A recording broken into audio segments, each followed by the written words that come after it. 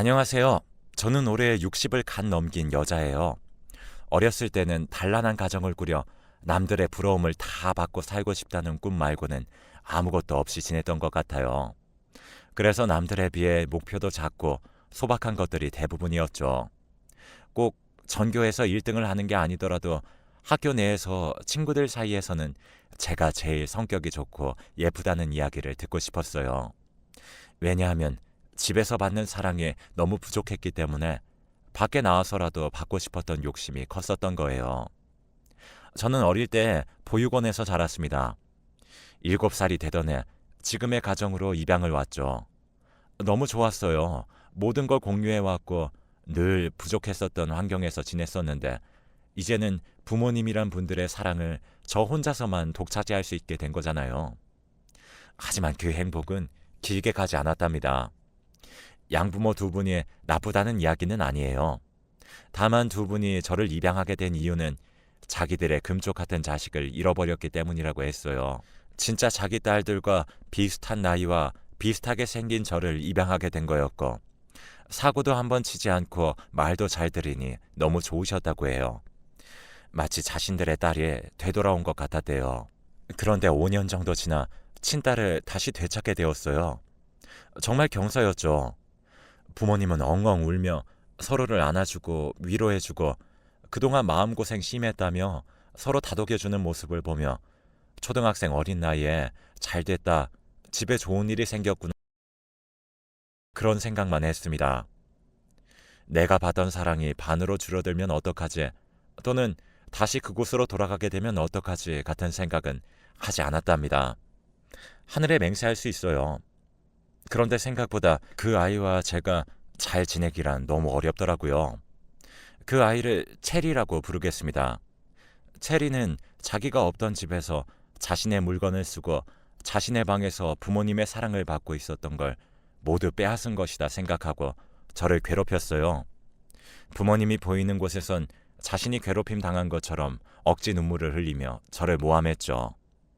그때마다 저는 억울하다 말했고 부모님도 앞에서는 체리를 달래주어도 뒤에선 저에게 이해한다, 괜찮다, 그래 많이 억울했지 하셨습니다. 제 말을 믿어주었어요. 아니, 믿어주는 척을 하셨죠. 밤에 물이 마시고 싶어 나왔다 들었죠. 제가 너무 얄밉대요.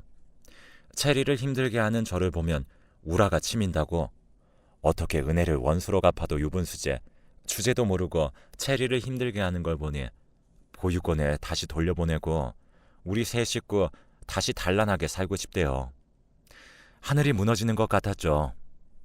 전 그 다음날 어린 마음에 몇 번을 고심한 말을 꺼냈죠. 어렸을 때 같이 지내던 이모들과 친구가 보고 싶다고, 다시 그곳으로 돌아가고 싶다고요. 어린 마음에도 부모님이 거절해 주시길 바랬던 것 같아요. 그건 안 된다고 해 주시기를요. 그건 너무 큰 제 욕심이었을까요? 그게 정 너의 소원이고 네가 바라는 거라면 엄마 아빠는 해주겠다 하시더군요. 하지만 끝끝내 전 보육원으로 다시 돌아가지 않았어요. 그때쯤에 하늘도 노하셨는지 체리가 아프기 시작했고 오래 살지 못할 수도 있다는 말을 듣게 되셨거든요. 부모님은 본인들이 나쁜 마음을 먹은 것 때문에 자기들이 벌 받는 거라고 매일 밤 무셨고, 체리도 못되게 군 것 미안하다, 엄마 아빠에게도 사실 내가 너무 질투가 나고 삐쳐서 거짓말한 거다 솔직하게 말하더군요. 그러면서 저에게 그리고 부모님에게 용서를 구하더군요. 그러니 자기 오래 살게 해달래요. 부모님은 그동안 오해해서 미안하다 말했고 저도 그때 진심으로 그 사과를 받았지만 그런다고 그동안 받은 상처가 나을까요? 절대 그렇지 않죠. 체리는 결국 중학교 교복도 입지 못하고 저희 곁을 떠났어요. 그리고 저는 다시 부모님의 외동딸이 되어서 많은 사랑을 독차지하게 되었지만 늘 공허할 뿐이었죠. 대체할 수 있는 누군가가 생긴다면 그때처럼 버림받을 수 있을 거란 생각 때문에 그 이후로 매일 시험대에 오른 것 같은 삶을 살았어요. 어떻게 해야 부모님 모습에 예뻐 보일까, 좋아 보일까, 그런 고민만 했죠. 그 습관이 배인 덕분에 학교 친구들 사이에서 인기쟁이가 되었어요. 그 역시 역할놀이라 생각해 공허할 때도 있었지만 처음 남자친구가 생겼을 때 알게 되었어요. 사랑만이 나를 편안하게 해주고 위로해주는구나. 모든 걸 가져다가 바쳐도 아쉬울 것 없는 게 있다면 그건 부모와 자식이 아닌 남자와 여자 간의 사랑, 연애, 결혼, 가정 이런 것뿐이겠구나 라고 생각했습니다. 그래서 전 처음 사귄 남자친구의 말이라면 죽는 신용이라도 할 정도로 매달렸어요. 매번 사랑을 갈구했죠. 처음엔 예부장한 얼굴, 넉넉한 집안, 그리고 성격을 보고 만나자 했던 사람도 저에게 학을 떼며 달아나는 걸 보면서 전 더욱 사랑에 목을 매게 된 것 같아요. 그런 저를 보면 부모님이 또 버릴까 무서워서 집에서는 아무 일 없는 척하느라 많이 힘들었습니다. 대학교에 진학할 당시 집에서 거리가 멀다는 이유로 자취 허락을 받게 되었어요. 이제 남자친구 때문에 슬프면 슬픈 대로, 기쁘면 기쁜 대로 집에서만은 다 표현하며 살 수 있겠다라는 생각에 기뻤어요. 부모님은 어린 딸을 어떻게 따로 살게 하냐고 엄마라도 가서 같이 살아줘야 하는 거 아니냐 하셨지만 제가 극구 말렸죠. 그렇게 폐를 끼치고 싶지 않다고 하면서요. 제 힘으로 아르바이트를 시작해 작은 돈이라도 모아 용돈으로 쓰는 일도 해보고 자립할 수 있는 사람이 얼른 되어 부모님에게 용돈도 드려보고 싶다고 했습니다. 그랬더니 감동받아 우시더군요. 우리가 너를 잘 키운 것 같아 너무 뿌듯하다고요. 하늘에 있는 체리의 목까지 네 몫으로 남은 인생도 사랑할 거고 우리의 가족이라고 해주셨어요. 그때 한번 다시 느끼고 말았죠. 아, 역시 나는 체리의 대체이고 체리와 같은 것이 생기면 언제든 버림받을 수 있는 존재구나 라는 걸요. 아무튼 그렇게 대학 생활을 시작하게 되었습니다. 부모님에게 말했던 것처럼 수업 시간 외에는 아르바이트도 시작해서 용돈을 벌기 시작했죠.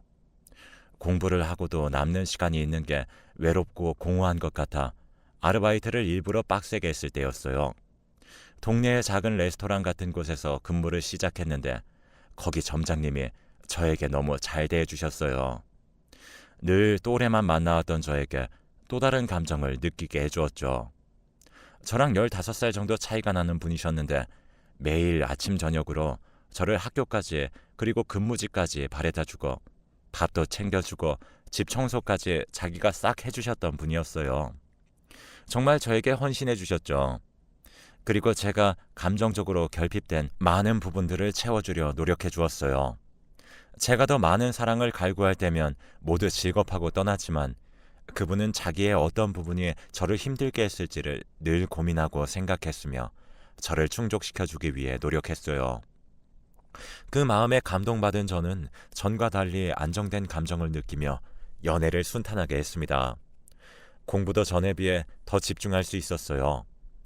마음이 안정되니 모든 일이 쉬워 보이고 순조로워지더군요.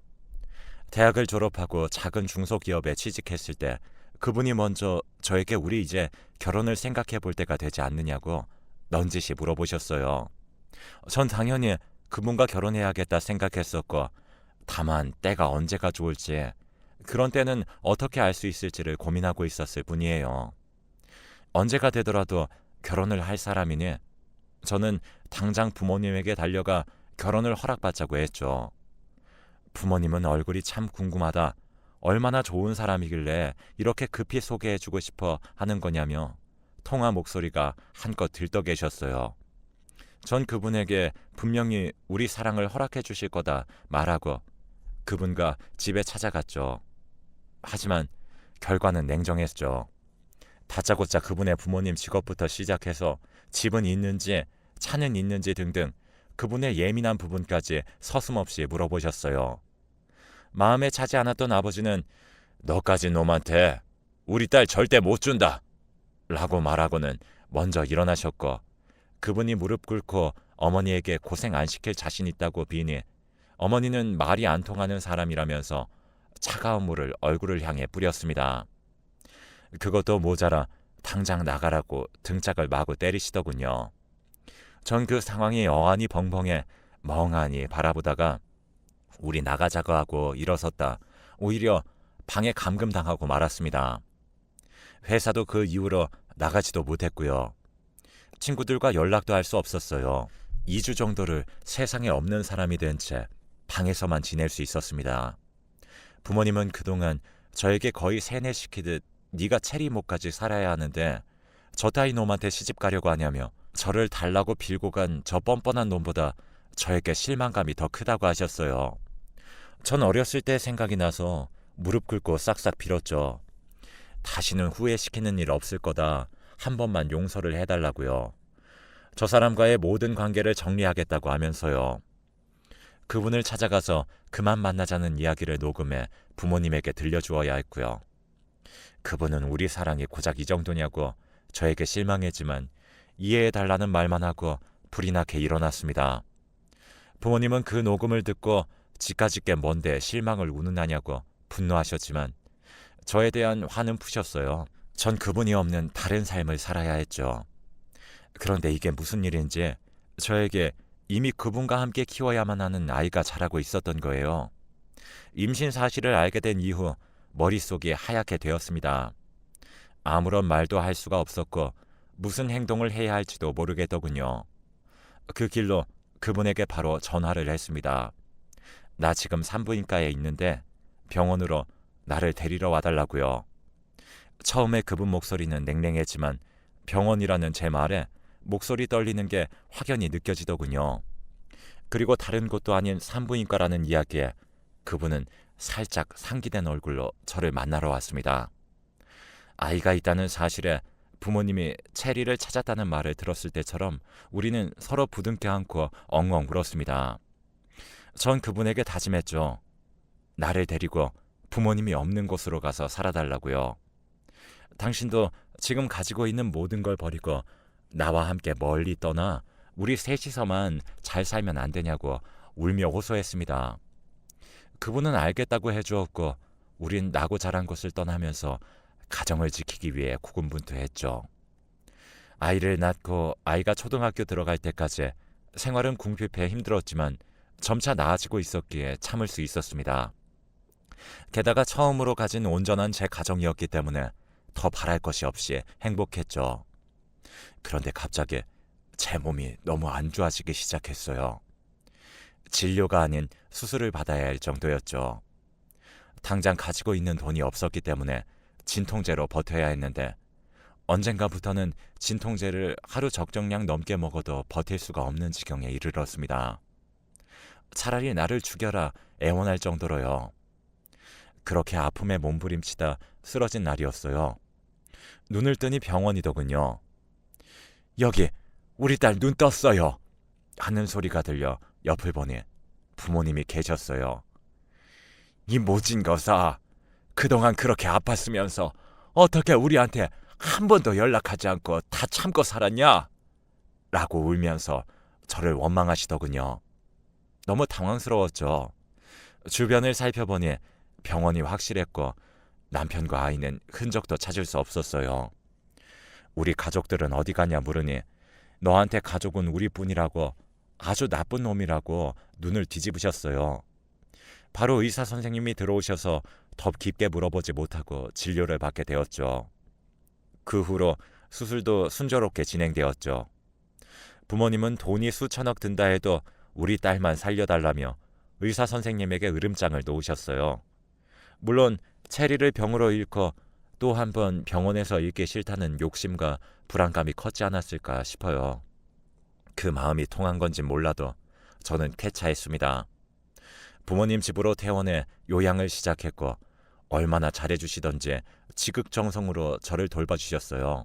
너무 늦은 때지만 부모님을 향해 다시 한번 여쭈었어요. 우리 남편과 아이 대체 어디에 간 거냐고, 왜 한 번도 보이지 않냐 물으니 보면 모르겠냐고 오히려 역정을 내시더니 이 착하고 순진한 거사, 네가 아프다고 하니 돈 무서워서 홀라당 내뺀 거잖아. 돈 때문에 애도 어디 보육원에 버리듯 맡기고 떠난 걸로 알고 있어. 우리가 애를 한번 잃어봐서 안다. 애는 무슨 수를 써서라도 꼭 찾아내서 옆에 데려다 줄 테니 걱정하지 말고 있어라.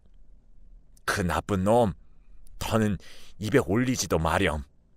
이라고 신신당부하시더군요. 저는 그렇게 3장 안에 홀로 고고히 밖을 보며 하루하루를 견디는 작은 새처럼 살아갔습니다. 가끔 식구들끼리 식사할 때 아이 소식은 아직 없냐고 물어보았지만 돌아오는 대답은 늘 부정적이기만 했고, 이 이상 물어보는 게 오히려 나에게 더 큰 슬픔이기만 하다는 생각이 들더군요. 그런 탓에 더는 아이의 소식도 묻지 않았습니다.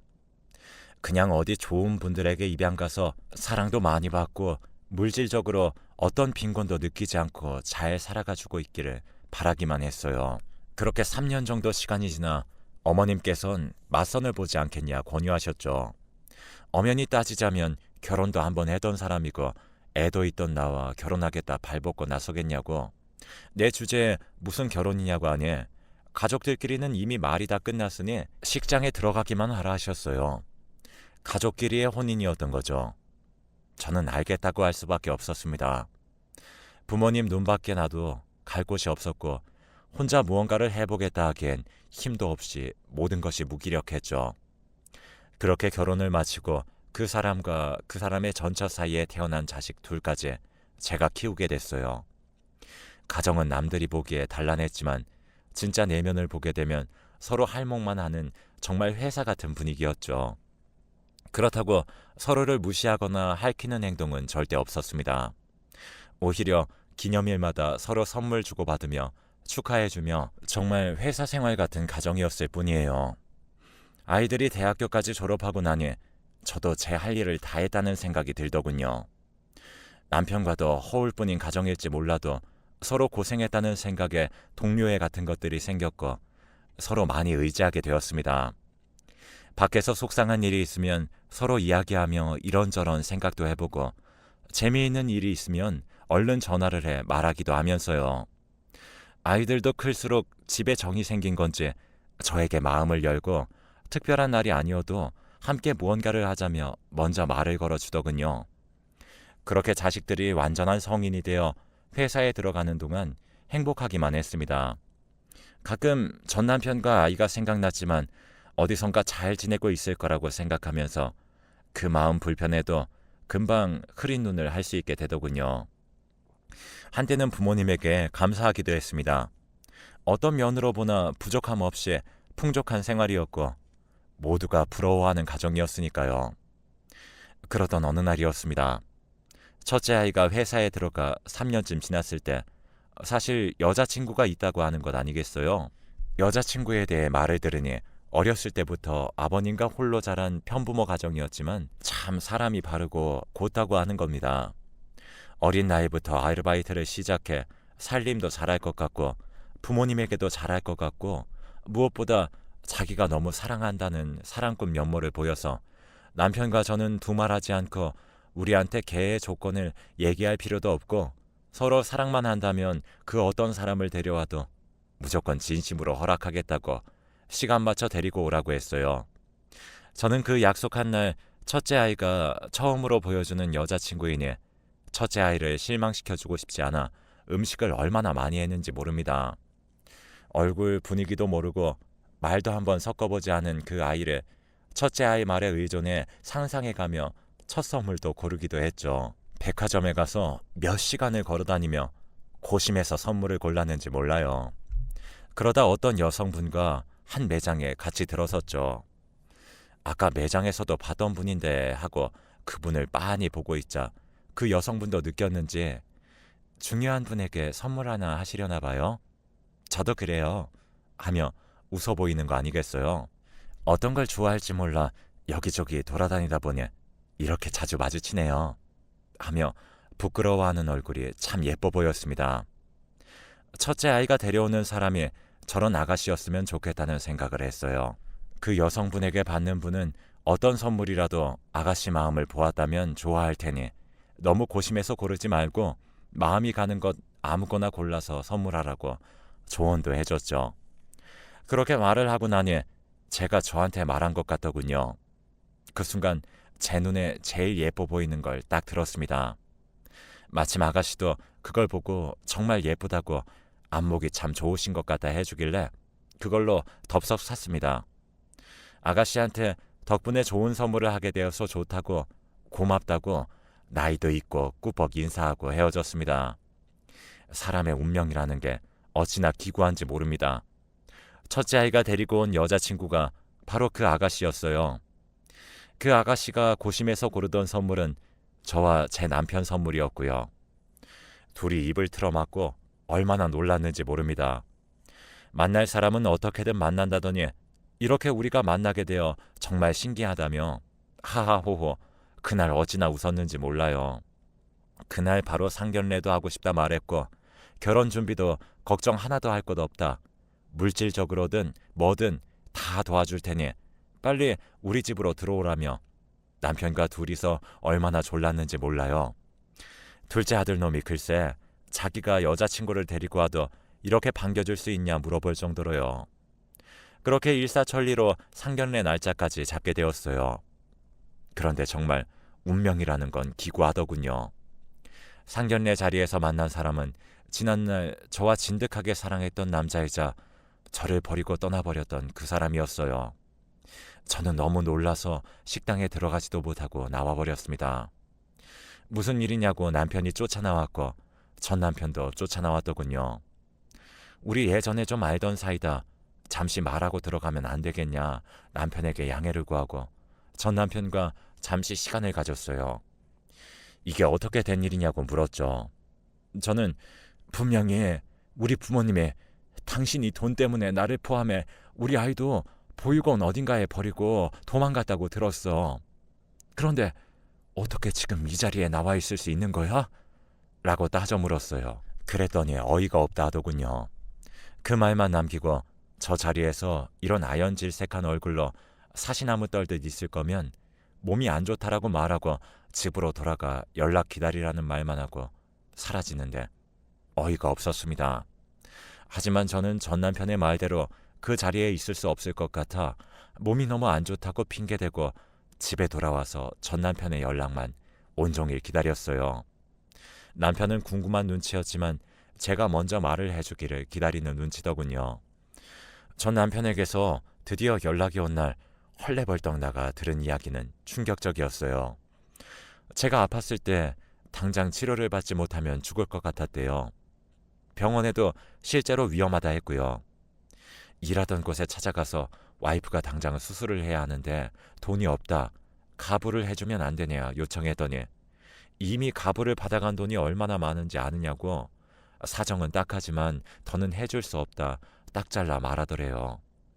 결국 전 남편은 저를 죽일 수는 없어서 그 길로 저희 부모님에게 연락해 돈 좀 달라 요청했다고 하더군요. 병원으로 저를 보러 오신 부모님은 말을 잇지 못하더니 잠시 가족끼리만 있고 싶다고 하셨대요.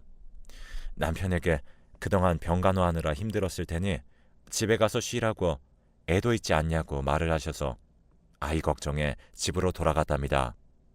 하지만 다음날 다시 병원에 왔을 때 저는 없었고 그 이후로 어떻게든 연락을 해보려고 백방으로 뛰어다녔지만 기어코 닿는 연락에서는 제가 더는 찾지 말라고 당신과 있었던 기억이 너무 더럽고 추악해 잊고 싶다고 했대요. 그래서 그 다음부터는 더는 찾을 수도 연락할 수도 없었다고 합니다. 그렇게 잊고 살다 최근에 딸아이가 결혼 이야기를 하면서 엄마 생각이 많이 난다고 하길래 연락을 다시 해보았더니 역시나 똑같은 말을 들어 남아있던 연민이나 사랑 한톨까지 모두 털려버린 다음이었대요. 그런데 남자 측 엄마로 등장하니 얼마나 당황했겠어요. 그런데 전 절대 그런 말 한 적도 들은 적도 없습니다. 제가 억울해하니 당신 부모님이 또 중간에서 수작질한 것 같다더군요. 오해는 이렇게 어떻게든 푼다 칩시다. 문제는 저희 첫째 아들과 제 배 아파 낳은 딸입니다. 둘이 결혼을 한다고 해도 안 한다고 해도 이제는 너무 큰 문제가 되어버린 거죠. 저희 둘만 입 다물면 되는 문제일지 아니면 다 말해 결혼을 파토내야 하는 건지 어떻게 해야 하는 건지 정말 모르겠습니다.